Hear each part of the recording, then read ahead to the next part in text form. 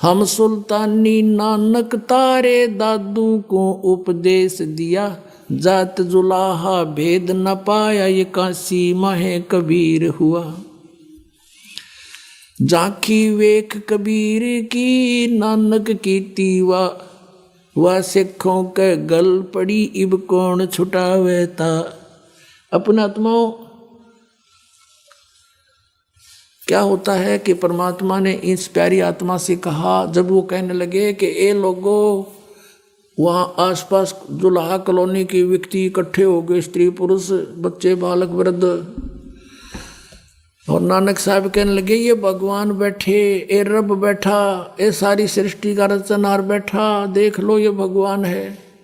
अब वो कॉलोनी वाले हंसे कि ये पंजाबी कहाँ से आकर पागल हो गया, नीरू के पुत्र को भगवान बताता है। सब हंसकर चले गए कि इसके पास जो आता वो ऐसा ही बोलता है, पता नहीं क्या पिला देता है। अब वो सब चले गए, जब रह गए दोनों, तो परमात्मा ने कहा प्यारी आत्मा तुम्हारे लिए भटक रहा हूं मैं।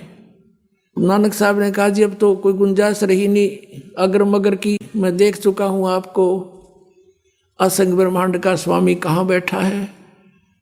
परमात्मा ने कहा बच्चों मैं तुम्हारे लिए भटक रहा हूं। नानक साहब की आंखों में आंसू आ गए कि सचमुच आप जो करे सारी सत्य है। और नानक साहब जी ने कहा मुझे वो सतनाम दे दो, दया कर दो मुझ पर।